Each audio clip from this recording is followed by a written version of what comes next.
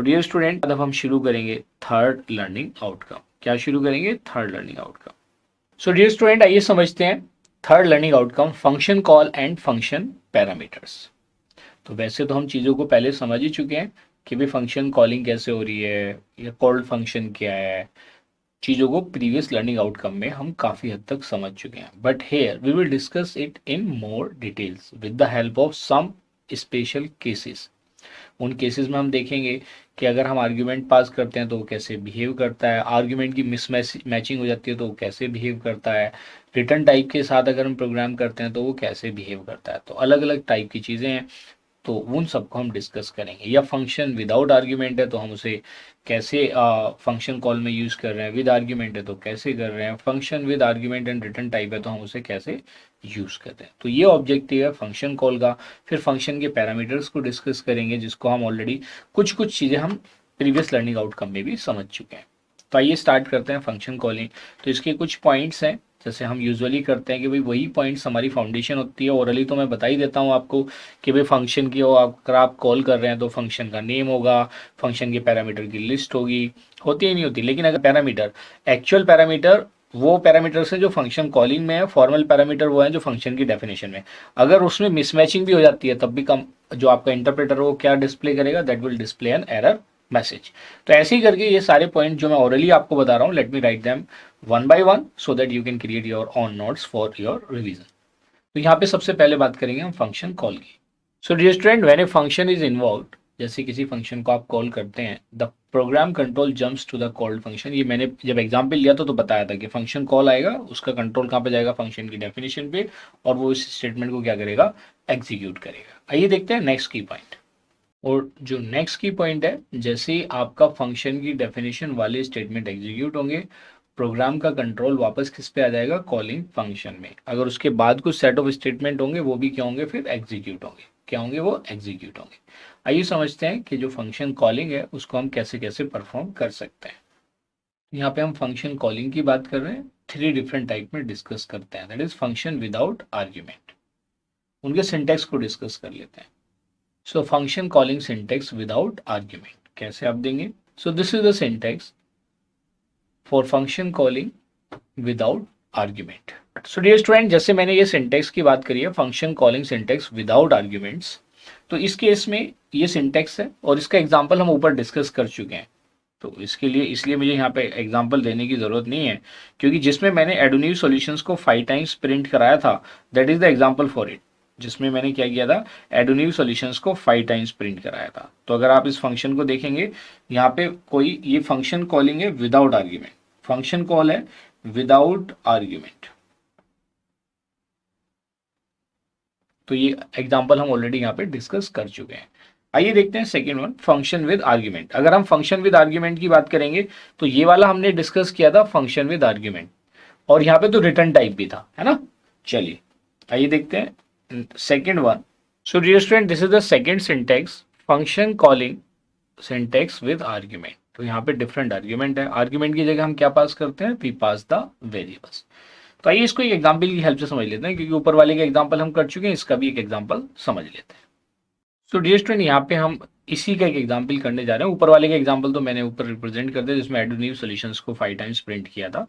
यहाँ पे write a program using function calling with argument. एक आर्ग्यूमेंट भी हो सकता है और मल्टीपल भी हो सकता है, इट डिपेंड्स। तो मैं एक के साथ आपको समझा देता हूँ, तो that will become the clarity for you. So dear student, this is the function for understanding the function calling with argument. यहाँ पे एक आर्ग्यूमेंट हमने पास कर रखा, दिस इज द आर्ग्यूमेंट। ये आपने देखा जी, ये आर्ग्यूमेंट है, और ये कौन सा है? फॉर्मल। और ये हमने यहाँ पे वैल्यू पास करी है, this is an actual argument. तो जब आप इस प्रोग्राम को एग्जीक्यूट कराएंगे, से आपने F5 प्रेस किया, कंट्रोल, ये क्या है? दिस इज फंक्शन कॉलिंग से कंट्रोल जाएगा किस पे? फंक्शन की डेफिनेशन पे या कॉल्ड फंक्शन पे। तो उसके अंदर एक स्टेटमेंट है एडोनिव सॉल्यूशंस एक्स। तो एक्स की वैल्यू आपने 23 पास करी, यहाँ पे कितने रिसीव होगी? 23। तो जैसे ही इसकी आप आउटपुट देखेंगे तो आउटपुट में क्या प्रोड्यूस होगा? आउटपुट में प्रोड्यूस होगा एडोनिव सॉल्यूशंस 23, एडोनिव सॉल्यूशंस 23। क्योंकि एडोनिव सॉल्यूशन तो डबल कोट में, अगर हम नहीं भी देते, अगर हम खाली एक्स ही प्रिंट कराना चाहते तो डायरेक्टली 23 आ जाता। ये तो मैंने इसको थोड़ा सा मीनिंगफुल बनाने के लिए किया है। Is it clear to everybody? तो आइए देखते हैं थर्ड केस, जिसमें हम function calling with argument and with return type करते हैं, है ना। यहाँ पे हम डिस्कस करने जा रहे हैं function calling syntax with argument and with return value. तो क्या होगा सिंटेक्स, आइए देखते हैं। तो dear student, this is the syntax for calling a function with argument and with return type. तो जब रिटर्न वैल्यू की बात करते हैं, this is the return value. तो जब हम रिटर्न वैल्यू के साथ यूज कर रहे हैं तो फंक्शन से जो वैल्यू आएगी उसको हमें किसी वेरिएबल में रिसीव करना पड़ेगा। तो वेरिएबल नेम क्या है, ये रिटर्न वैल्यू रिसीवर है basically, this is the receiver. वो वैल्यू जो रिटर्न होगी वो इसके अंदर आके स्टोर हो जाएगी और इस वेरिएबल नेम को हम क्या करा देंगे, प्रिंट करा देंगे। तो आइए इसको भी एक एग्जांपल की हेल्प से समझ लेते हैं। सो डियर स्टूडेंट, यहाँ पे हम समझने जा रहे हैं write a program using function with arguments and return value to add two integers. आप बात समझ रहे हैं? चलिए तो इस कॉन्सेप्ट को समझ लेते हैं, ये कैसे वर्क करता है विद रिटर्न वैल्यू। तो देखिए फंक्शन हम कैसे भी डील करें, सबसे पहले फंक्शन कॉल से पहले हमें क्या करना पड़ेगा, फंक्शन को डिफाइन करना पड़ेगा। जब आप सी या सी प्लस प्लस करते हो उसके अंदर प्रोविजन होता है कि आप फंक्शन को बाद में भी डिफाइन कर सकते हो, बट इन पाइथन अगर आप बाद में डिफाइन करेंगे interpreter will display an error message. तो यहाँ के अंदर यही प्रोविजन है कि आप पहले क्या करेंगे, सबसे पहले डेफिनेशन देंगे, उसके बाद उसका कॉलिंग परफॉर्म करेंगे। ये बात समझ में आएगी? चलिए आप भी बनाइए इस प्रोग्राम को, जितनी अंडरस्टैंडिंग आपको है, then you should verify your answer from my answer, और उसके बाद हम उसकी ट्रेसिंग पार्ट को डिस्कस करेंगे। So dear student, this is the code related to the above question कि भाई आपको प्रोग्राम लिखना है using function argument and return value to add two integers. ये बात समझ में आ गई? So rather than using print sum is equal to C, यहाँ पे हम क्या कर सकते थे, we can do return C. क्या यूज कर सकते थे, we can use a return C as well. यहाँ पे हम क्या कर सकते हैं, रिटर्न सी। तो रिटर्न सी भी वही काम करता है जो प्रिंट स्टेटमेंट कर रहा है। क्या कर रहा है, प्रिंट स्टेटमेंट। ये बात आप बिल्कुल समझ लेना। तो देखिए जब आप इसको एग्जीक्यूट कराएंगे तो डेफिनेशन की बात तो बाद में आएगी, सबसे पहले एक ही वैल्यू इनपुट होगी। से आपने किया F5, तो आउटपुट देखिए कैसे डिस्प्ले होगी। सबसे पहले मैसेज आ जाएगा, ये रीड होगा, enter the value of A, enter the value of A से आपने इनपुट करा दी 5। फिर ये रीड होगा, मैसेज आ जाएगा, enter the value of B से आपने इनपुट करा दी 6। उसके बाद क्या होगा, ये 5 और 6 यहाँ पे एज ए आर्ग्यूमेंट पास हो जाएंगे। इंटरप्रेटर का कंट्रोल जाएगा फंक्शन की डेफिनेशन पे, यहाँ पे रिसीव होगा 5, यहाँ पे रिसीव होगा 6। ठीक है। अब आपने क्या किया, जो a प्लस बी आप कर रहे हैं, a प्लस बी की वैल्यू को किसको असाइन कर दिया, c को। तो 5 और 6 का एडिशन होगा, ये c में ऐड हो जाएगा 5 प्लस 6। देखिए जो मैं ये कर रहा हूँ ये तो हमारा ट्रेसिंग वाला पार्ट है, तो इसकी वैल्यू कितनी आ जाएगी, 11। c को कितना मिलेगा, 11। ये प्रिंट रीड होगा और यहाँ पे प्रिंट हो जाएगा sum is equal to c। c की वैल्यू कितनी आ जाएगी, 11। अगर हम यहाँ पे रिटर्न सी कराते तो डायरेक्टली ये कितना प्रिंट हो जाता, 11। अगर मैं इस स्टेटमेंट को रीड करता तो इसके लिए ये जो मेरा वैल्यू आई है सम इज इक्वल टू ना आके ये वैल्यू कितनी आ जाती, अगर ये रिटर्न सी होता तो ये रिटर्न कितना रिटर्न करता, 11। तब भी वो अंडरस्टूड था कि that was the sum of 5 and 6। ये बात समझ में होगी।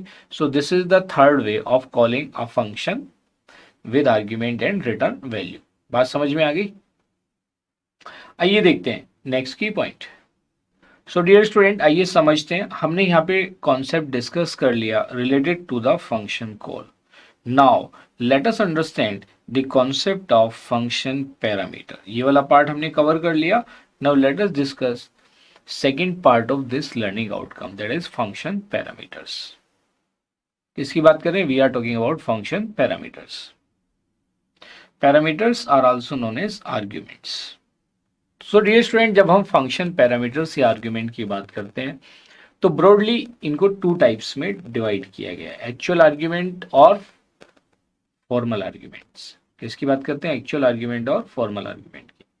तो ये बात आपको समझनी पड़ेगी कि भाई मान लिया मेरे पास ये फंक्शन है, मैंने यहाँ पे कॉल किया से ए और बी, और यहाँ पे मैंने ये फंक्शन डिफाइन कर रखा है एफ, किसके लिए, ए और बी के लिए। और इसके अंदर जो भी स्टेटमेंट मैं एग्जीक्यूट कराना चाहता हूं, say this is statement 1, statement 2 and say statement n, all are indented with the same space. तो ये क्या होगी, फंक्शन की बॉडी। अब मैं क्या कहता हूं कि ये चीज तो हम जानते हैं कि this is called calling function, ये मैं, this is called calling function calling, you can call it as function call. और ये क्या कहलाएगी, दिस इज कॉल्ड, या आप इसको कॉलिंग फंक्शन भी बोल सकते हैं या फंक्शन कॉल, और you can call it as calling function. This is called called function, इसको आप क्या बोलेंगे, you will call it as called function, और you can call it as function definition, function definition. ठीक है जी। अब बात ये समझनी है कि ये जो वैल्यूज हम यहाँ पे पास करते हैं, दीज वैल्यूज जो कॉलिंग फंक्शन के अंदर वैल्यू या आर्ग्यूमेंट हम पास कर रहे हैं, these are known as actual arguments. ये मैंने एक प्रीवियस लर्निंग आउटकम में भी आपको बताई थी बात। और ये जो वैल्यू डेफिनेशन या कोल्ड पार्ट में है, these are known as formal arguments. क्या बोलेंगे, फॉर्मल आर्ग्यूमेंट्स। क्विकली इस चीज को समझ लेते हैं।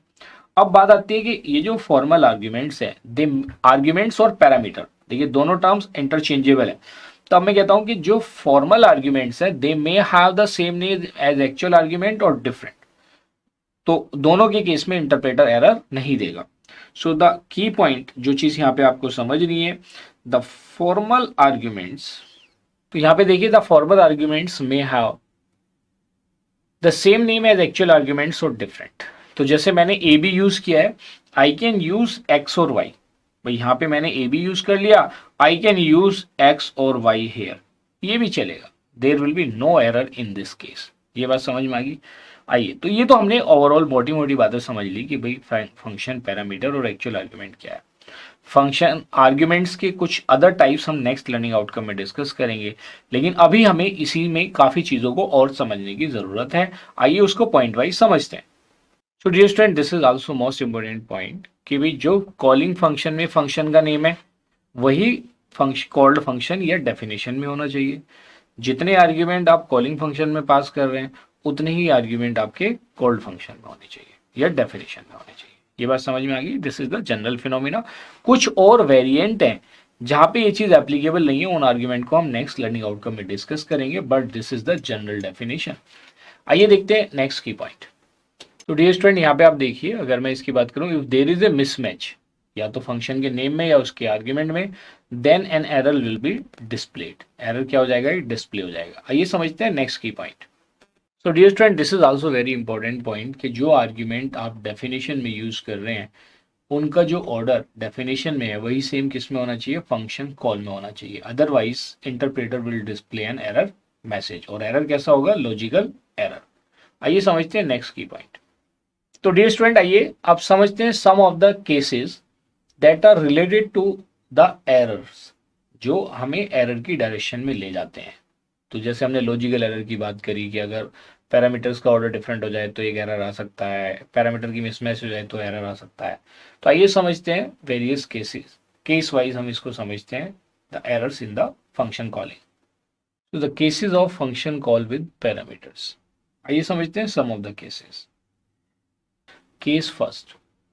So देखिए, if by mistake the parameters passed to a function are less than that it is specified to accept, accept मतलब definition, then an error will be returned। तो आइए इसको एक एग्जांपल की हेल्प से समझते हैं। सो डियर स्टूडेंट, देखिए ये वाला केस है, यहाँ पे हमने कितने आर्ग्यूमेंट पास किए हैं, 2 आर्ग्यूमेंट्स कितने पास किए हमने, 2, और ये रिसीव कितना कर रहा है, 1। तो इस केस में जो आउटपुट आएगी that will be an type error. इसमें क्या आ जाएगी, एरर। ठीक है जी, क्या आ जाएगी, एरर, और you can call it as type error. This is called type error. ठीक है जी। आइए देखते हैं सेकंड केस। ऐसा भी हो सकता है कि भाई आपने पास तो 2 आर्ग्यूमेंट किए हैं और रिसीव 1 किया। ऐसा भी हो सकता है कि पास आपने 1 आर्ग्यूमेंट किया और रिसीव कितने कर रहे हैं आप, 2। तो इसका एक और एग्जांपल समझ लेते हैं। Late us understand it with one another example. तो देखिए इस केस में भी सेम एरर आएगी, दैट इज टाइप एरर। ये कितने आर्ग्यूमेंट्स है, 2, और यहाँ पे हमने पास कितना किया, 1। तो it will also display a type error.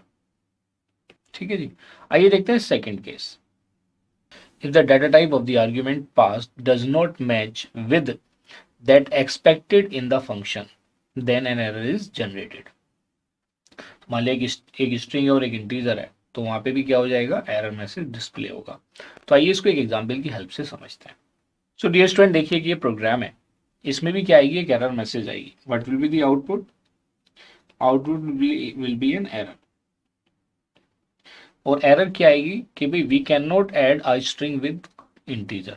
देखिए ये वाला पार्ट क्या है, स्ट्रिंग है, ये वाली वैल्यू क्या है, इंटीजर है, और ये प्लस है। प्लस का मतलब है concatenation, this is called concatenation. तो हम स्ट्रिंग और इंटीजर को कॉन्केटिनेट नहीं कर सकते। सो डियर स्टूडेंट, इसमें एक मैसेज आ जाएगा, error message, that is can not concatenate str and integer values. I think this is clear to everybody. आइए समझते हैं next case. So dear student, this is the next case. Arguments may be passed in the form of expression to the called function. ठीक है, तो जब आप called function को as an expression pass करेंगे तो पहले क्या होगा, वो एक्सप्रेशन इवेल्युएट होगा। First of all this expression will be evaluated, then result will be passed. आइए इसको एक एग्जांपल की हेल्प से समझ लेते हैं। सो डियर स्टूडेंट, देखिए ये प्रोग्राम है जो आपकी स्क्रीन पे लिस्टेड है यूजिंग फंक्शन, और ये हमने पास किया है, कॉलिंग फंक्शन है, इट इज एन एक्सप्रेशन। तो ये अर्थमेटिक एक्सप्रेशन है, बैडमास फॉलो होगा, तो बैडमास के अकॉर्डिंग पहले मल्टीप्लीकेशन होगा, उसके बाद एडिशन। तो मल्टीप्लीकेशन में क्या आएगा, 6 3 18 प्लस 2 कितना हो जाएगा 20। तो ये पास करेगा यहाँ पे वैल्यू, इसको कितनी रिसीव होगी 20, it will receive a 20 value. तो जब ये रिसीव करेगा 20 वैल्यू, फिर क्योंकि ये फंक्शन की डेफिनेशन में एक प्रिंट स्टेटमेंट है, ये एग्जीक्यूट होगा and the output will be displayed as एडोनिव सॉल्यूशंस, और उसके साथ साथ followed by value of X की वैल्यू कितनी है 20। तो इस तरह से रिजल्ट प्रोड्यूस होगा। आइए समझते हैं one more case related to function call with parameters. So dear student, ये लास्ट केस है, इसको वैसे हम पहले भी डिस्कस कर चुके हैं, बट यहाँ पे इसकी टर्मिनोलॉजी अलग है। Names of variable in function call क्या कहते हैं, what is the name of variable in function call? इसको बोलते हैं हम एक्चुअल आर्ग्यूमेंट्स। क्या बोलते हैं? Actual arguments. And the header of the function, तो हेडर ऑफ द फंक्शन मतलब डेफिनेशन। तो डेफिनेशन में जो आर्ग्यूमेंट हम यूज करते हैं they are known as formal arguments. क्या बोलते हैं? These are called formal arguments. ये क्या हो सकते हैं, वेरी कर सकते हैं, और इसके एग्जांपल्स हम ऑलरेडी मल्टीपल डिस्कस कर चुके हैं। So dear student, this is all about, you can say, function calling and function parameters. So dear student, in this way we have achieved our third learning outcome. Now you are able to describe function call and function parameters. तो देखिए overall अगर आप यहाँ पे देखेंगे, हमने जो study किया है, हमारी ऑब्जेक्टिव यही रही है कि भाई जो पॉइंट्स हैं वो हमारे कोई भी मिस ना हो, all the points must be covered. इसलिए मैंने पॉइंट वाइज आपको नोट्स भी बनवाए हैं। सो and that will be very helpful during your recap or revision.